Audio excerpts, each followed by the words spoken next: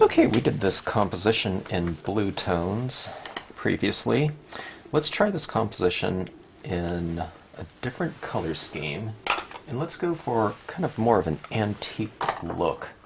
I thought I would play around with some different effects using some gel pens and some pigment inks, a little bit of a different way for a holiday card or a holiday theme card. And to give this kind of vintage distressed look, why don't we use distress inks? Okay. Now I don't know if those will get me the darkest values that I'm going after in this composition. So I think I'm going to incorporate a couple of the Marvy pads into it, especially the dark brown, the 018. The walnut stain could potentially get me there, but I think it might be a little light for that purpose. Now there's probably other types of distressings and all kinds of other pads out there that do have a dark brown. This one just happens to be the one that I have. But you can use whatever you have, mix and match, or you can just use this in black if you want. Okay, so this is going for more of that kind of aged, kind of sepia looking print. I don't know if it's going for the look, it's just kind of referencing that kind of period though. Oops, I almost printed that out on accident. Okay, now I'm leaving room for my little church right up here, so I just stamped this low enough on this quarter size card to accommodate that other image. Okay, this other image, if I stamped it up a little bit higher, I mean this could be going off the top of the page, but ideally you'd have that little kind of bell tower or steeple within the scene. I think it's, you know, fairly important, I think, in terms of that imagery, to have it complete, at least on the top portion. Unlike some other imagery, you know, I don't care if a cabin roof goes off the top, but you know, when you're talking about the kind of the iconic pieces to a a symbol like this church, you want that little steeple to be in there, I would think. You can even play around with that little point right there, and you can have it just kiss the top of the card, kind of creating a little bit of a, I don't know, interplay between the edge of the card. Okay, you can position this wherever you want. I like this little creek here going back in the distance like that and kind of leading the eye to this focal point of the scene. So, I mean, it would work over here, but it would create this kind of triangular dynamic. It would, I don't know, create kind of a little bit of tension, I think, if I did that. So let's put it over here on the right side, and let's have this little creek here serve as a lead-in, a visual lead-in to that end focal point, okay? Alright, so we have those two in there. I'm not going to do this scene exactly like my previous scene because there's other things that I want to do in here, so let's play around with this. Okay, this is going to be some snow in here, so let's see, let me get a mask. That'll be sufficient for my masking. Now, when I do snowy scenes, a lot of times I don't have too much snow on the trees. I mean, I might put a little bit, but if I have things just completely covered in snow, I like that look, but I like some contrast within my pieces. And when you have just imagery just absolutely full of snow, there's just very little contrast going on, and it gets a little bit trickier, I think, to have some kind of depiction of form within a piece, because it's just so subtle in terms of the description of form. You know, just light shadows, and there's so much reflective qualities to snow that it doesn't create very many shadows at all, or just very little. All right, so anyways, so I'm doing these trees as, you know, just straight on trees, but I'll put a little bit of a gel pen work on them to put a little bit of snow on them, but otherwise we'll say it's kind of melted off, okay?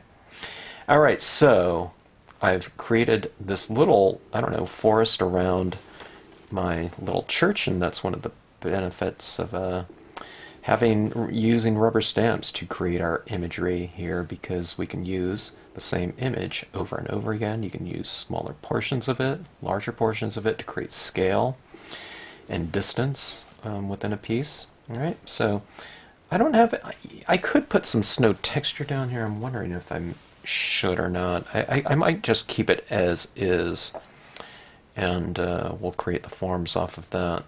Okay, so that being said, I think I do want some kind of little bit of a sloping hill in the background, so I might do that just with a paper towel.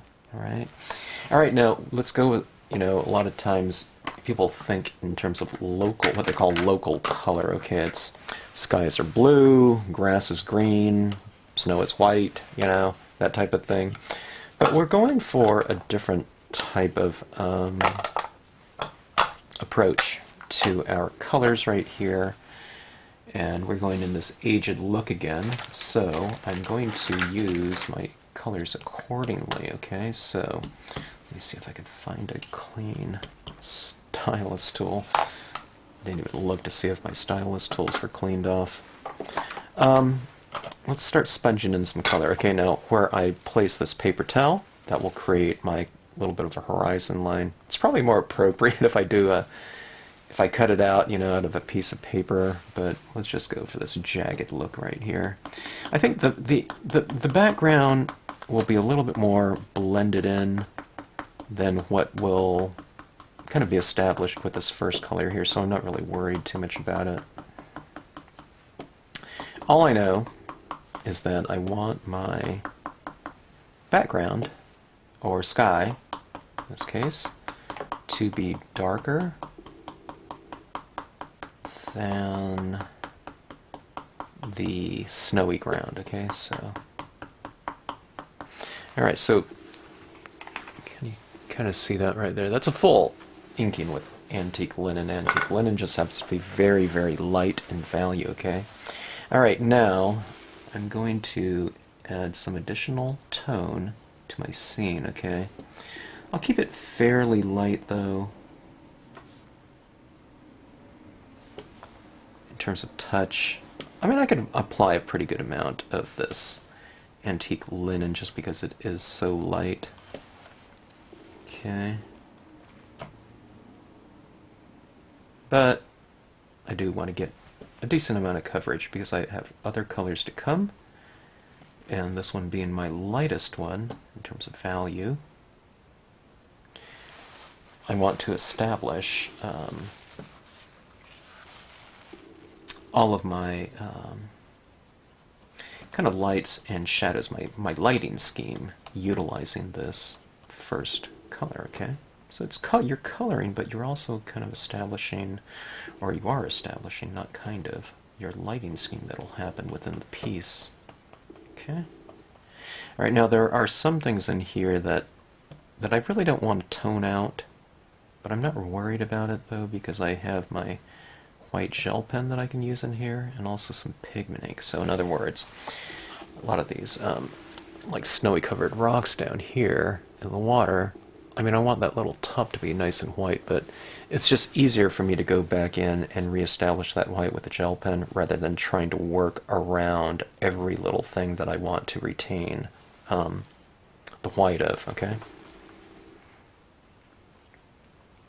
So in this type of scene right here, in other words, I mean, sometimes I'm pretty careful to retain my light areas, but when it comes to a scene like this one, I'm not really worried about it because I can always go back in and reclaim a lot of that lost light value of the cardstock, okay? Meaning white.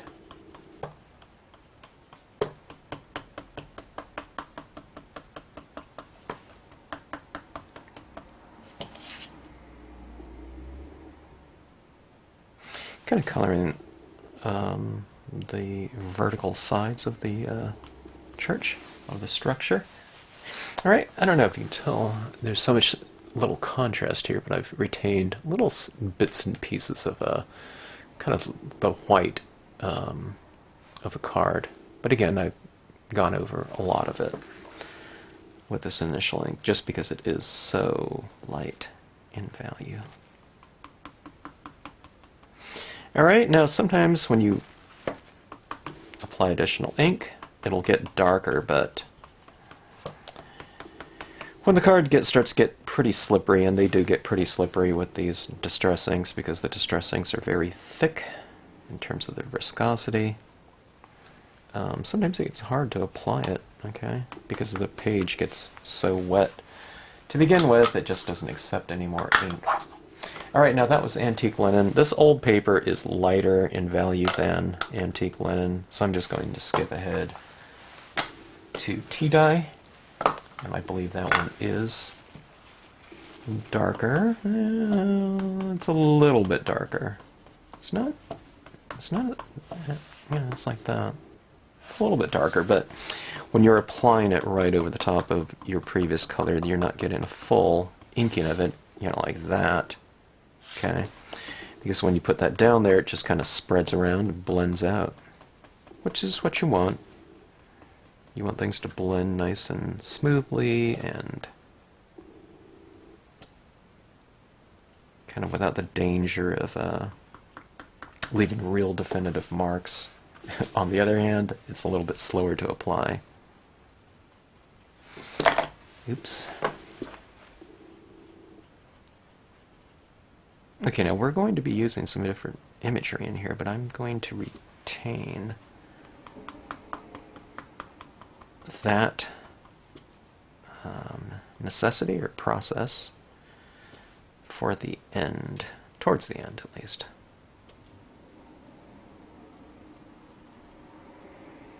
I mean, I could have stamped them out right away, but sometimes when I do like a lot of solid imagery or something like that, where there's a lot of black used, like especially like something like this, okay? Sometimes that takes a little bit of time to dry. I'm not talking a real long time, but even if it's 5 minutes, I don't feel like waiting right now. So I just wait till the end. But I mean, you could stamp out your entire composition, everything that you're going to be using on it, you know, right in the beginning.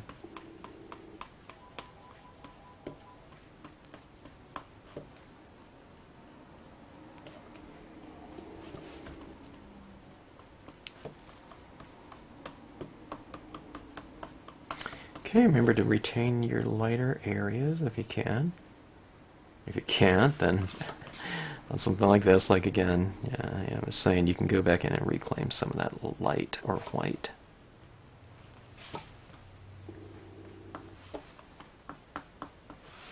Alright, let's see. Tea dye. Good color. There's a little bit more red in this tea dye, I think. It's just slightly darker. Okay, let's move on. Walnut stain, a little bit darker in value. I thought this one would be a lot darker in value, but it really isn't. It's kind of more of a medium tone. I really like it. I like the warmth of it, and the aged looking, kind of the hue, the character of it.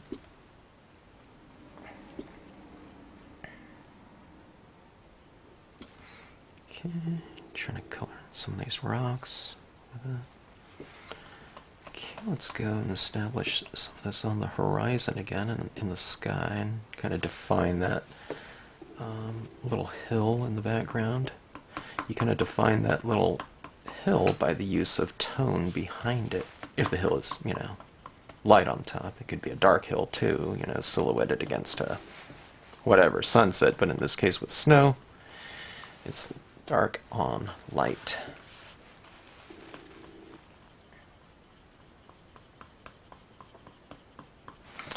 Okay, let me try to get some of this little chapel here.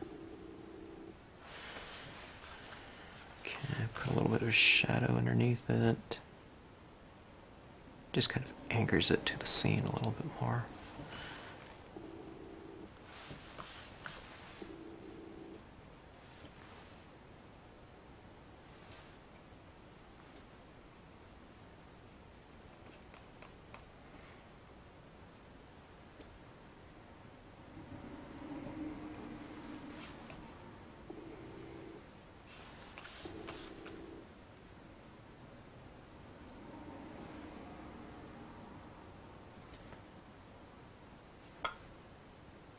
I'm kind of going in here and reiterating a lot of the shadows that are already on the stamp and what defines its form. So I'm just going and reiterating that. So I'm just going right over the shadows again with this darker tone, because the shadows and the design are darker inherently. So you can always just kind of go along with what's on the designs as opposed to kind of thinking or speculating about where you can add some additional tone. Just look at the designs, and it's all right in there. Okay, these little forms and these little areas starting to kind of be defined, and what I meant was in this design right here, there's little stipple dots kind of going back in these directions right here, and I'm just going into it with my stylus to get a more narrow application. Instead of going flat, you can kind of have it on the edge like this. And you can do this with all kinds of different tools. You do them with cosmetic brushes or something like that. Little triangular wedge-shaped ones would be the perfect applicator for this. You can even use a wadded-up paper towel, which is something that I've used, pretty good amount in a lot of my recent videos, and it works surprisingly very well. Used kitchen sponges.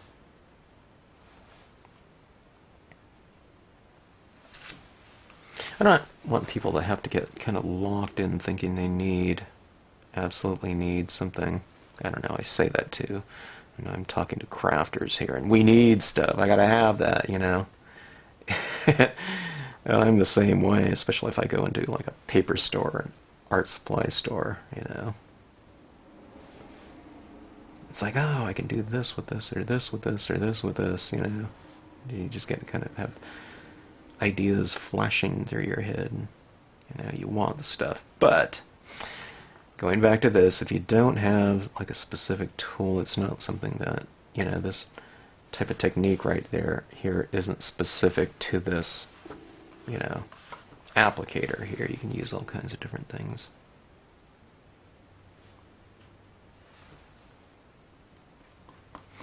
Alright, so coming along, it's really fun to kind of define those forms and then take a look at the overall and kind of watch something coming together. Alright, let's move into these brown tones from Marvy. This is brown, and let's see. Where did my dark brown go? I don't know where it went.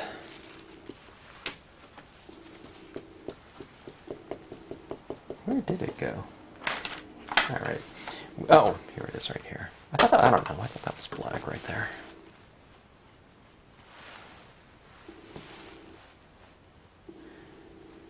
Okay, kind of reestablishing that horizon line. Okay. This is the number 6 brown from Marvy, one of my favorite colors.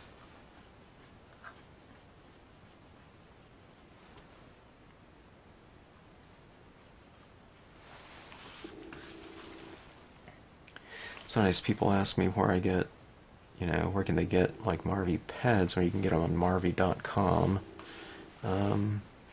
They didn't always, all these manufacturers, didn't used to have kind of an e-commerce, ability on their websites, but I think all of them do now.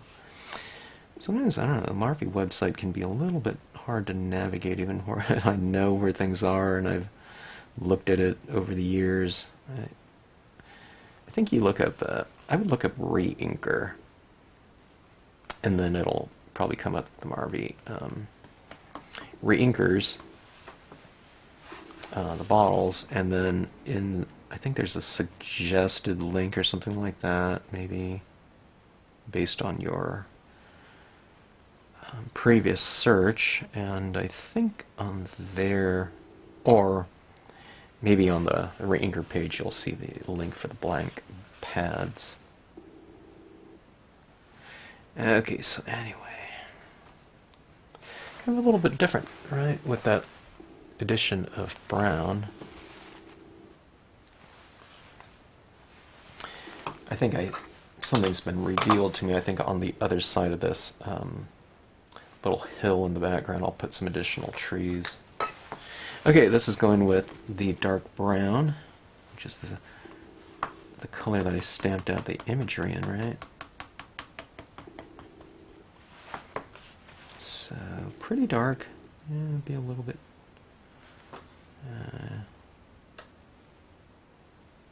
careful about your application of it.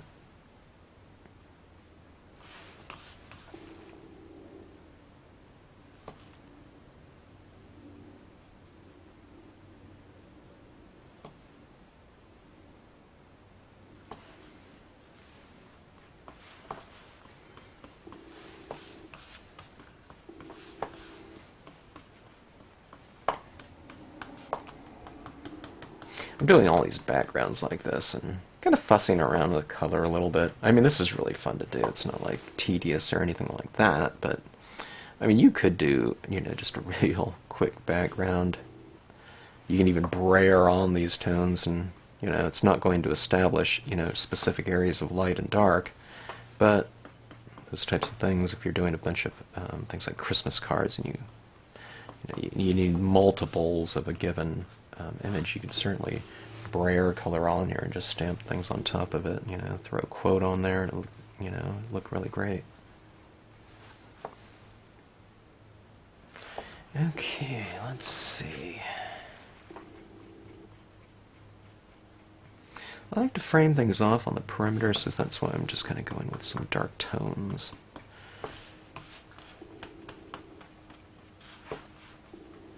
Okay. Kind of going for that, you know, kind of aged, antiqued color scheme. Just darken the side of that chapel right there, just to make it look a little bit more three-dimensional. Okay, now I'm going to be stamping some black, some images in black. So I think I want to use, is this black? Make sure it's not bottle green. Stamping something in black, it's a good idea to incorporate that color into the scene as well. It just creates a little bit more of a continuity between the impressions and the color lighting, you know, within a piece.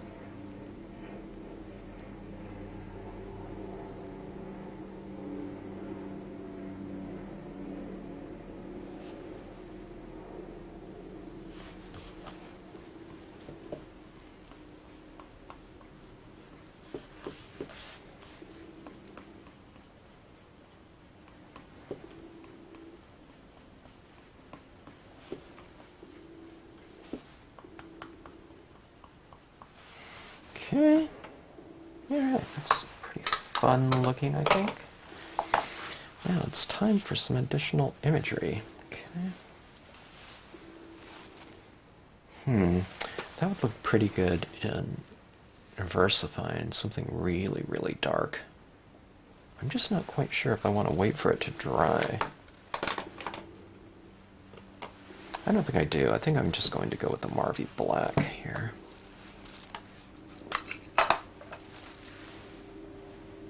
Let's do something. I don't know if this will work or not, but let me get a little bit of this walnut ink down on the stamp. And then let's use black over the top of it. So that was a walnut distress, and I'll just go with the Marvy black right over the top. It might look just all black, but we'll see if there's a little bit of a hint of some of that walnut ink in this impression. I don't know if we'll even be able to tell, but we'll see. Okay, let's go with this right over here. I think I'm going to leave this creek down here. I have these Wink of Stella pens, and I don't know. Are you like me? I'm sure you are. Maybe some of you have like a ton of media.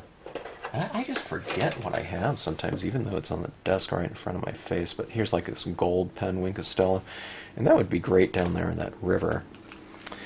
So I haven't used these for a while. I think I need to shake them up. I'll pause the video to do the shaking.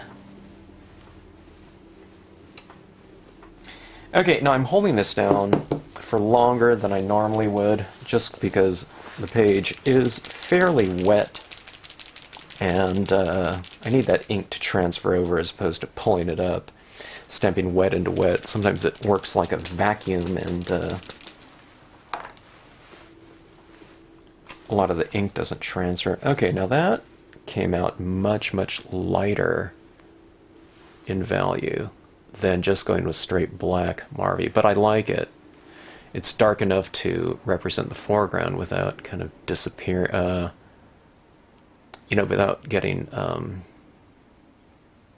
don't know, too dark. So it incorporates in with the piece a little bit more than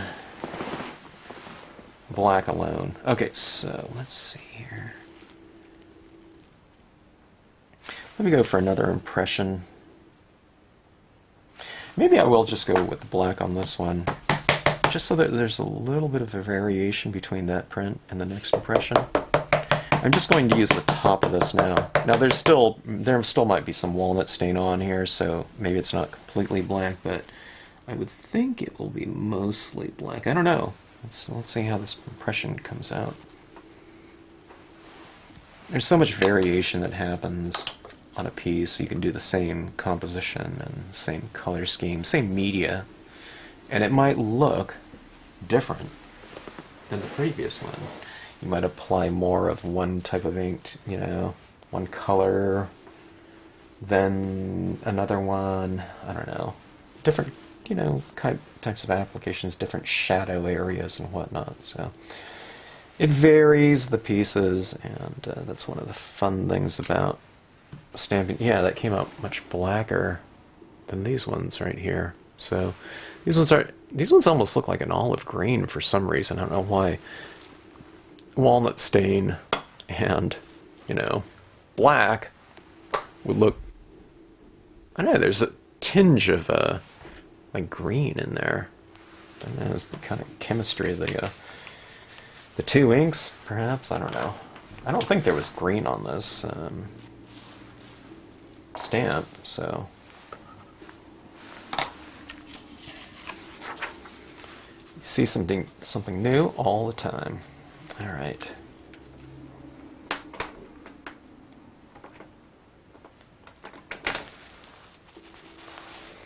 I'm going to put another little bush on the other side of this creek here. This is called Winter Brush. Okay, let's put this down here. It's just a little bit of a larger, kind of prickly, bare bush design, and it'll give us a little bit more scale. I have these little bits of this type of brush in the background just drawn into the design, but you can add accordingly, some additional ones like that. See that larger one right there and the smaller one in the distance? It gives us this kind of descending scale within the piece, so there's a little bit more perspective working in this now with something like that. Yeah, let's just add another one right down here too. So kind of near shore, far shore. I don't know, is that what they call it? A little river, I guess so. Creek, see that one right there? It goes like that.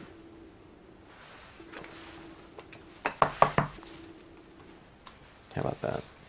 Just another little piece down here just for a little bit of an extra textural kind of reference. Alright, now I always forget about my pens. Not always, but a lot. Alright, so I have some different pens here. Let me see, I don't want to go too dark. That's pretty dark. Let me see if I pull... Okay, I pulled ones out that were just too dark. What I want to do is I want to just go in and kind of define the sort of church a little bit more.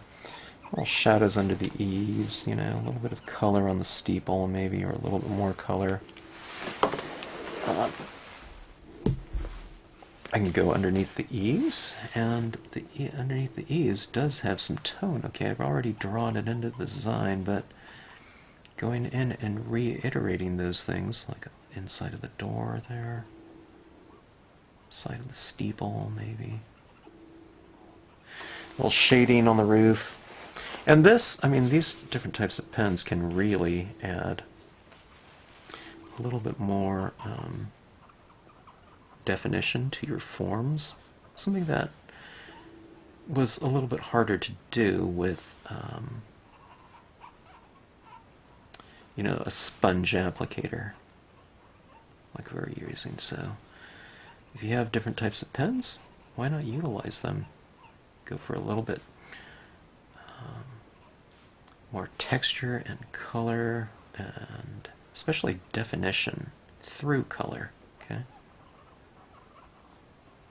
See, I'm getting in those rocks right here, adding a little bit of shadow at the base of them.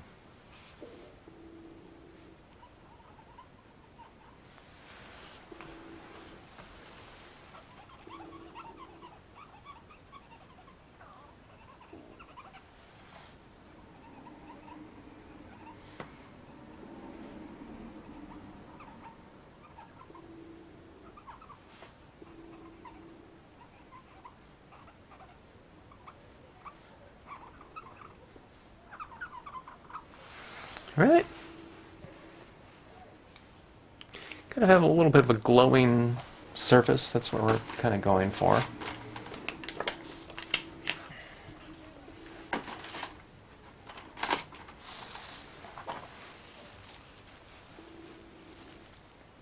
Alright, now I'm trying to think.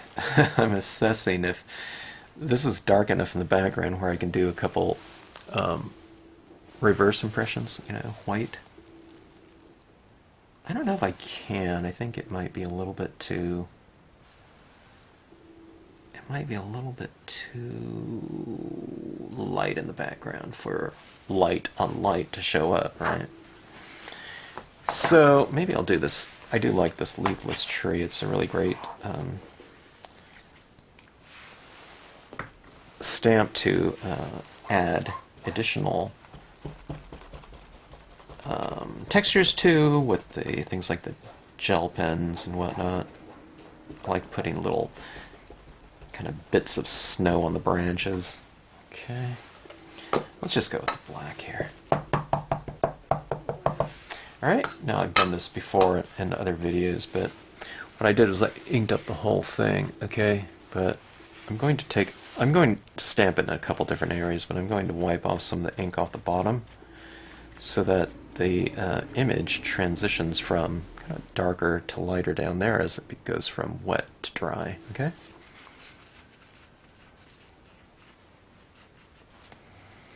So let's go down like something like, I can use it over here. I can mask off some of this. Let's go fairly low with this one. I don't want to interfere with the church in the background in terms of overlapping imagery. Is that right there? Just like a dead tree, you know, right next to the water.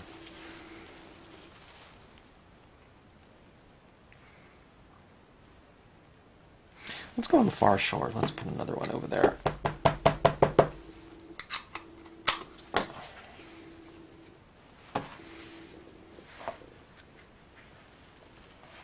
I'm going to mask off a little rock and have this tree growing between these two rocks, which often happens in nature. Yet trees look for a place where they can get a good foothold, and sometimes, like in the little narrowest of areas, you see a tree growing out of a crack, you know. I guess it's because the seed was able to get a good foothold and through the seasons isn't getting washed away, you know, with the rains and snow melt and whatnot, if there is snow in those areas. Okay. Something like that.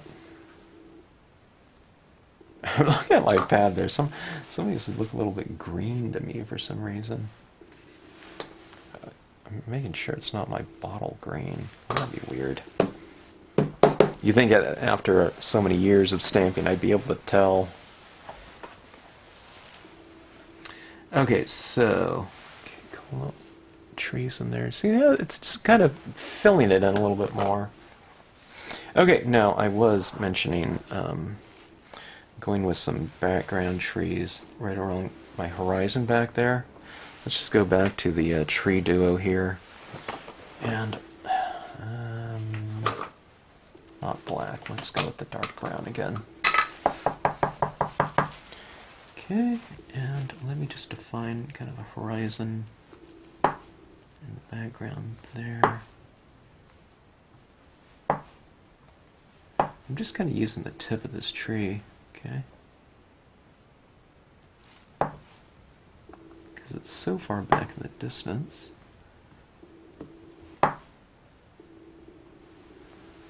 Okay, see that back there? It's kind of creating this distant kind of hillside. Let's do it on the right side of the church as well.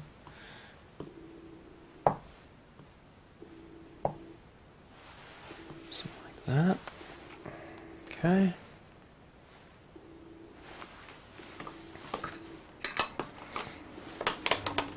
All right. Now let's have a lot of fun with this scene. In terms of the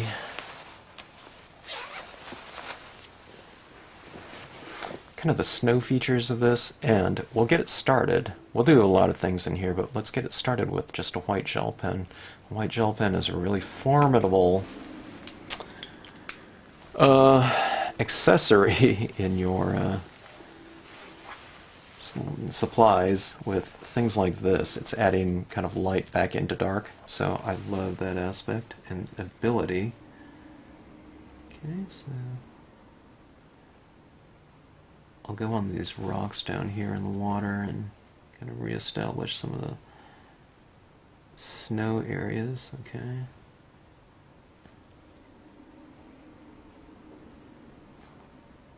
Kind of looks weird if you just do it to one, so you need to do it over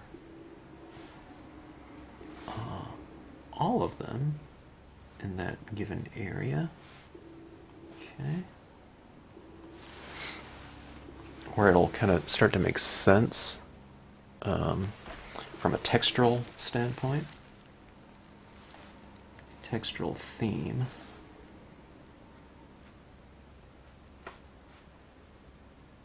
Now some of these might just represent little sparkles in the water or something like that. Alright, near shore, I can put a little bit of snow, or not really snow, I mean it is snow, but a little bit of lighting onto the snow, reflective highlights, I guess. Okay.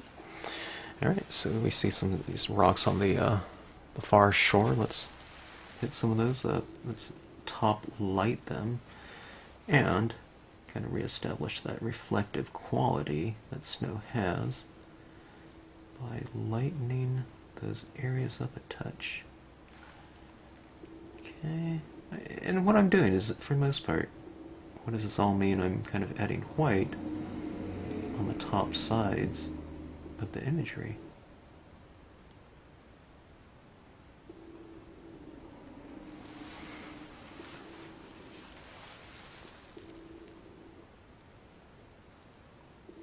So I added shadows at the base with color, right? Darker colors. highlights are the opposite. You just use lighter on the tops of them, so we can just see it as, you know, if you understand coloring the shadows in, you can kind of get the similar concept of coloring the highlights in.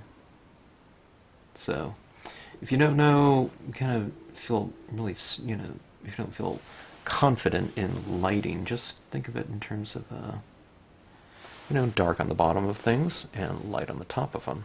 Okay, so let's take a look at this chapel, well, church, for example. Let's, on the top sides of it, I'll just add some. Might represent snow too, or something like that. But see on the top sides of it, right in that A-frame type of thing, I'm just adding some highlights like that, or snow, or whatnot. Might be kind of interesting to do some little hanging icicles off there, huh? Let me see if I can do that.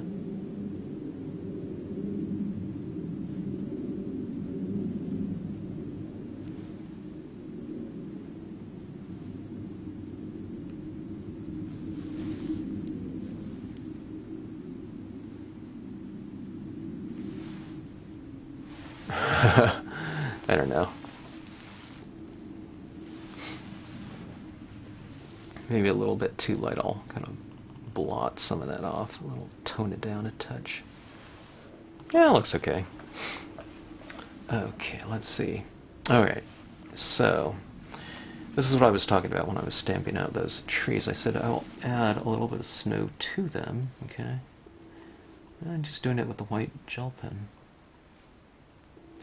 It's not really a real specific area. I'm just kind of adding it to the top sides of some of the branches loosely. I mean, if you put it in the middle or bottom, that's fine too. Okay, but we'll just put some of these touches on there to kind of fit within the theme. All right, now I know this is a deciduous tree in the background, and we wouldn't have full of leaves on there. Or maybe it would. Maybe this is the, I don't know, an early snow, and there's still some leaves on that tree in the background, and so be it. That's my excuse. Or my explanation. Okay. A little bit of snow reflection on the far bank.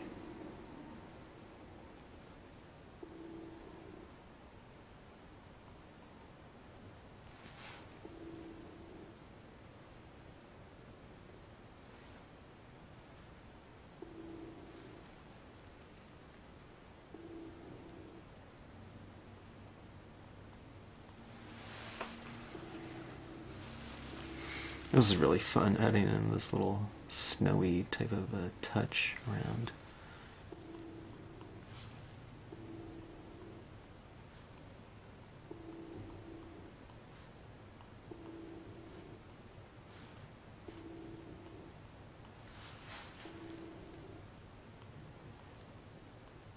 Kind of trying to create this little shimmer in the snow.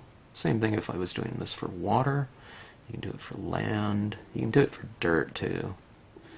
Just the snow is much more reflective than dirt, so maybe I'll add in more of this. You want this kind of that little snow to be kind of shimmering and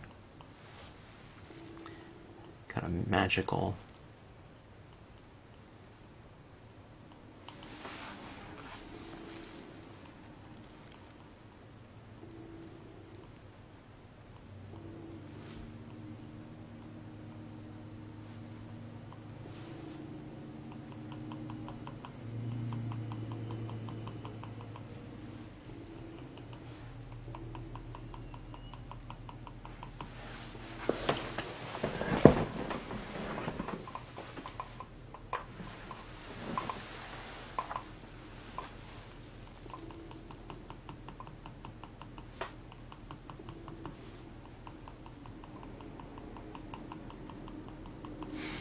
What I do is I try to taper the highlights a little bit. So it starts off in the lighter area, then I'm kind of tapering it off into the darker area.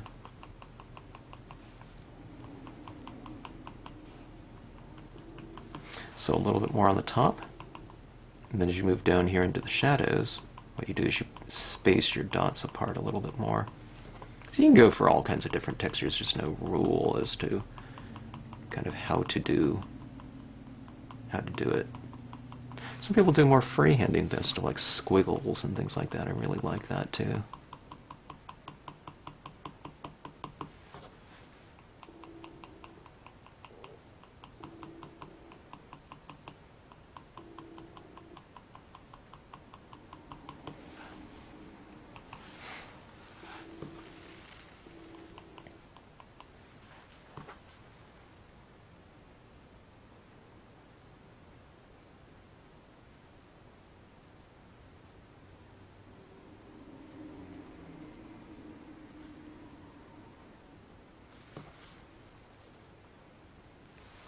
Alright, this little bush right here, and on these trees you can put a little bit of an extra kind of snowy touch to them by putting a little bit of a... You just kind of draw a little tapered line starting from the trunk and doing a little kind of a check type of pen stroke. Sometimes at the little intersection of a branch, I'll put a little bit of extra snow in there. Right at the intersection of a branch and a trunk of a tree, put a little bit of extra right in there. Okay. You do it for like these trees as well. This is kind of like little, in painting they call it scumbling. You know, what you just do this little kind of sketchy little movement with your brush. This is just a ball, steel ball, but it's kind of the same spirit.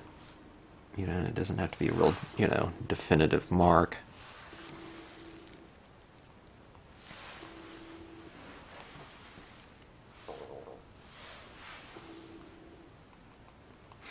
Alright, so that's kind of my specific applications of gel ink. Now let's go for some kind of more general applications of ink, and we'll do it in the form of the pigment ink right here, okay? I'm using the Hero Hues Unicorn. I don't know if it's called Unicorn White, I think it's just called Unicorn. I think the other ones are called like Unicorn Blue, Unicorn Green, or whatever. Maybe unicorns are white, I guess, right? I don't know. Are they always? I don't know. But let's add some of this, and again, let's start in the lighter areas, and this just kind of taper it into the darker areas. Okay, so I'm starting it down here, and as I move into that darker area, you know, on the vertical side of that church, I'm kind of using a little bit of a softer touch and tapering it off, so it's not just one blob and then dark, you know, on the edge of it. You kind of want it to kind of dissipate, okay? There's like trees right in here. I think I'll use a cotton ball in here too, but I just want to get a little bit more of a specific area in a couple areas with this.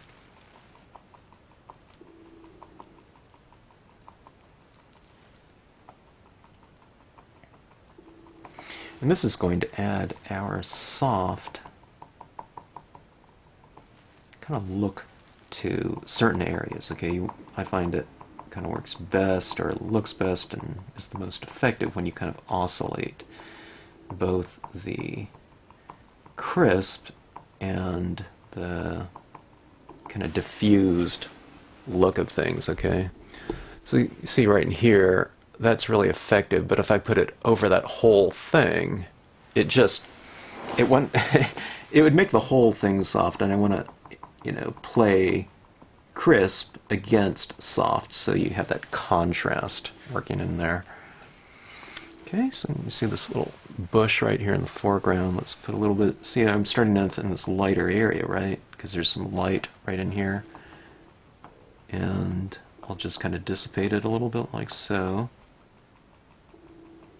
So I'm concentrating it more in this area right here. I'm not hammering it down more, it's just adding a little bit of ink with each little tap. So if you want it lighter in a given area, then I just usually do more taps like that. But look at that did right there. It added kind of some lighting down there.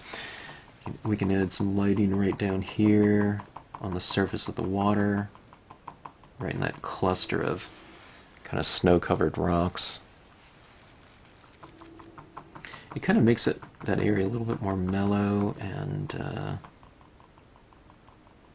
I think visually interesting because there's this contrast of softness within the piece.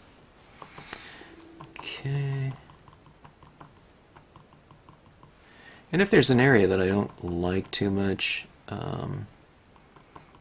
as long as it's not in the complete darkness, I can kind of add a little bit of this to it, and it just kind of pushes it back in the distance. So kind of the weak points are a little bit less apparent. You can really I don't know, kind of diffuse them a little bit more from a visual standpoint, and you get rid of your weaknesses, weak points within a piece, and it strengthens the overall, right?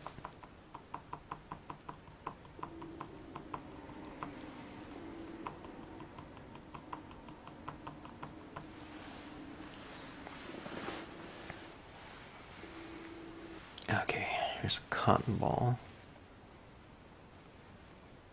It's a used one. So hopefully there's a little bit of blue on there, right there.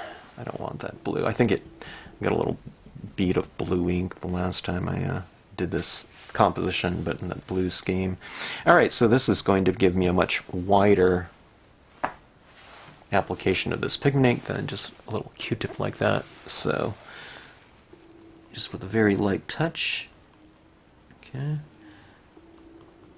Now remember, don't have just a gigantic, huge wad of, ink on there. You kind of want to just, lightly dab into that. And it just depends on how wet your ink pad is, right? Okay, so adding some of this down. Remember that oscillation of light and dark within the piece.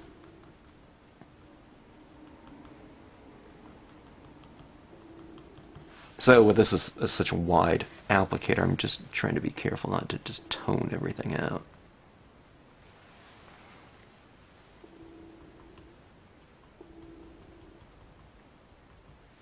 Okay. Now this pigment ink, white on light, okay? White on light, I mean lighter, impressions. It dries darker than what it looks like when it's freshly applied. It's kind of the opposite with color. Sometimes you stamp something out in color and when it dries it's lighter. Well, with pigment ink it always looks darker. It dries dark. I don't know why.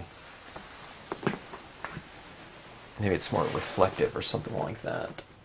Or, I don't know, in drying, maybe it goes into solution a little bit or something. I'm not quite sure.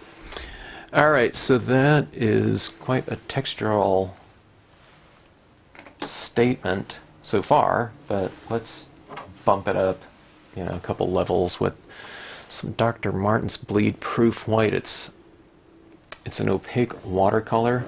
Okay, let's see if I have to add any water to this. I think I might need to add a little bit of water to this. Usually you have to add water to it every time you use it, unless you're using it all the time like a calligrapher. If they do it all the time.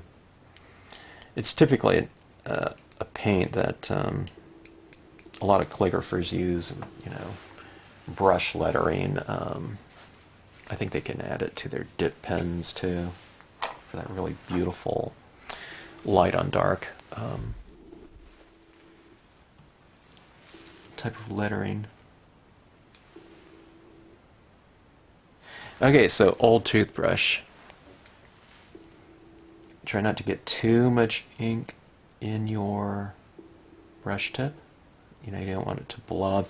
And really, kind of on the side of the jar, just try to remove a lot of that excess paint. And you'll get a feel of how much you should have in the brush. And I don't know. I usually say, you know, better safe than sorry, so maybe don't add too much, because you can always re-ink it or repaint, you know, soak it in, add more to it, but that's better than having like a big blob in here. I almost forgot something. Okay, with my gel pen, if I can, I'm going to add a little star. I'll add it right here, okay? Start off with this little dot down here. I don't know, I don't like the idea of free-handing this in here, but it's kind of the only way to do it. And I just kind of tried to do this tapered line, okay? Like that. And I'll go down like this. I'll start it, I'll get a little bit of bead of ink there, and I'll just kind of do this little,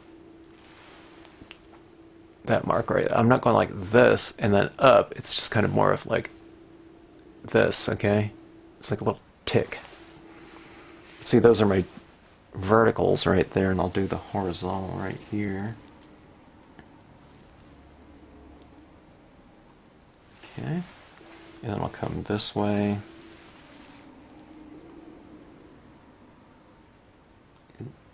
It's kind of creating that 8-point star, okay, like that. But I always flip the card in the direction for this stroke, okay? I find it easier than going like that, even though I think I did one of those. Okay, so something like that. And we have our star in the background. Alright, oops.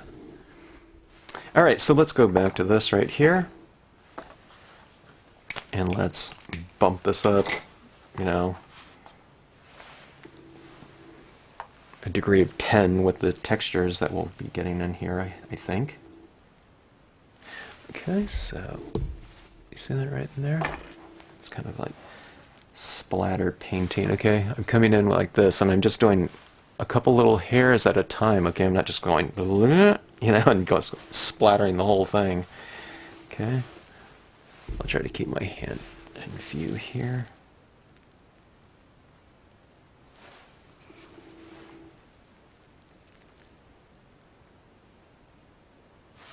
And I kind of have this, you know, off of my, I don't have it right over my scene. If I want to go to over here, I don't come over here to do it because I might drip down. So I just keep turning my card in a direction that's the most conducive for the application of this ink in that area.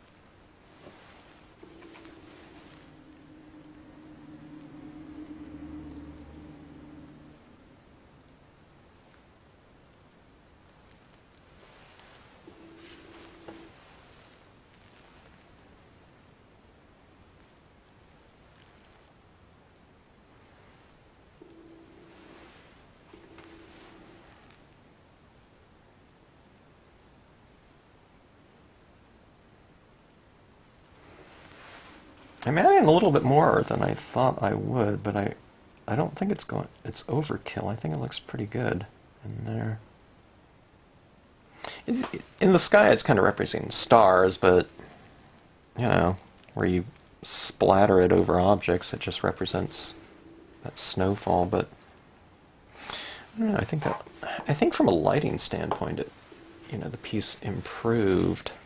I don't know, it puts that little speck of white into these darker areas. Just from a textural standpoint, it's just so much fun adding that type of thing into it. I mean, look at that. Let's take a look. Close-up view. Now you can see the interplay between the gel pen work and the Dr. Martens in there. Okay. I normally put a little bit of pigment ink over the top of that star. Maybe I will. I was saying it. I don't know. Maybe I'm getting more practice at that one. That one came out better than my previous star. So I won't have to hide it as much. But let's put a little bit of pigment ink over that star and make it kind of glow a touch. I need to just barely tap it down. I'm barely tapping it, so like 3 taps with this pressure barely show up, okay? So just adding a touch in the center, okay? Let's see how that kind of changes the spirit of that star. It looks like it's glowing to me, now, like that. Alright, so we have some of that in there. And here's what I was going to do too. Let's keep it kind of subtle here, because I kind of like what's going on already. But I thought on a couple of these little trees I would add these little ornaments, but let's not be so obvious about it. It'll just be like these little white balls on these, so maybe it won't even register as some sort of ornamentation. It'll just look like there's already, like this splatter on them, or snowfall or whatever. But I want this little tiny ornamentation to those trees, decorative ornamentation. Okay, something like that. I don't know, you can barely see it. It's very, very subtle. I can barely see it. It's right in front of my face. It's one of those little things, I'm into detail anyway, but when you hit these, there's like tiny little dots on all these trees in the background. That's the type of thing that if someone looks really carefully, they can be rewarded with, I don't know, some detail that they didn't see at first. Okay, now this is a gold Wing of Stolen. Let me see if this... Yeah, it works great. I haven't used this for a while, so I wasn't quite sure if it would... if the ink in there, or whatever it is, paint, was completely separated. But I'm happy to say it looks pretty good. I'm adding this into the snowy area and in the water. Maybe I'll add some of this into some of these rocks here. I don't want it to stand out too much, okay? I don't want it to be invisible where you can't see anything, but I just want a little bit of a reflective quality. See it down there in the water? You probably can't. It's very difficult to see, but here it is around in these areas. And I'm kind of wondering if it'll dry a little bit lighter than what it looks like when it's been freshly applied. I'm not really quite sure. Alright, now this is the clear one. Okay. And let's add that to some of the snow, maybe. I'll add it to some of these snow-capped rocks and these little, little tufts of snow or whatever.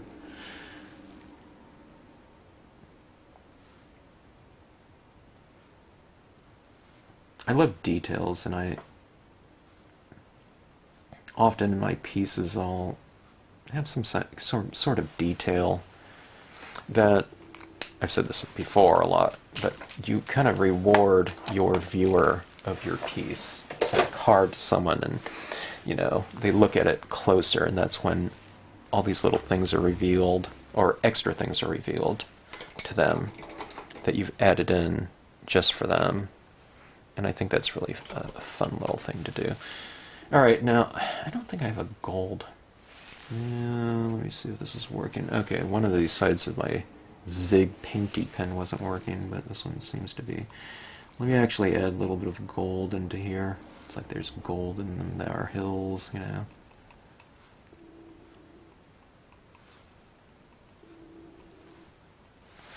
I can add a couple of little gold stars. Gold, you know, of course, works really great with this kind of brownish. Oops! I knew something was. My tip here fell out. I got a couple, you know,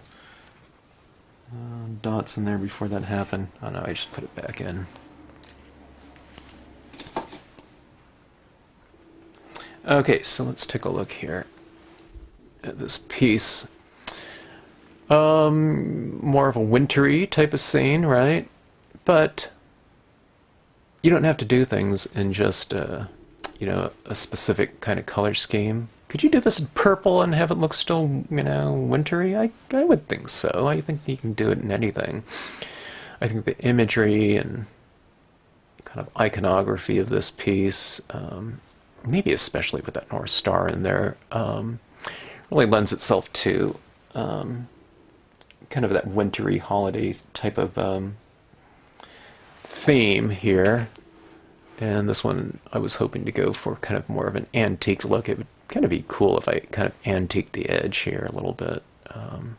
I think there's like these things that do edges, or you can kind of burn it or something like that. I don't know, you know, I'm not suggesting that that's what you do, but anyways, all these different tones down here, and textures. It's kind of crazy with the textures, but hopefully I've kind of, hopefully it isn't too busy looking.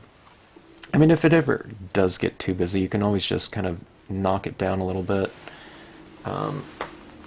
with your white pigment ink. Like I said before, it is a little bit busy in here, so maybe I'll kind of just, I don't know, temper a little bit of that. Is that the word?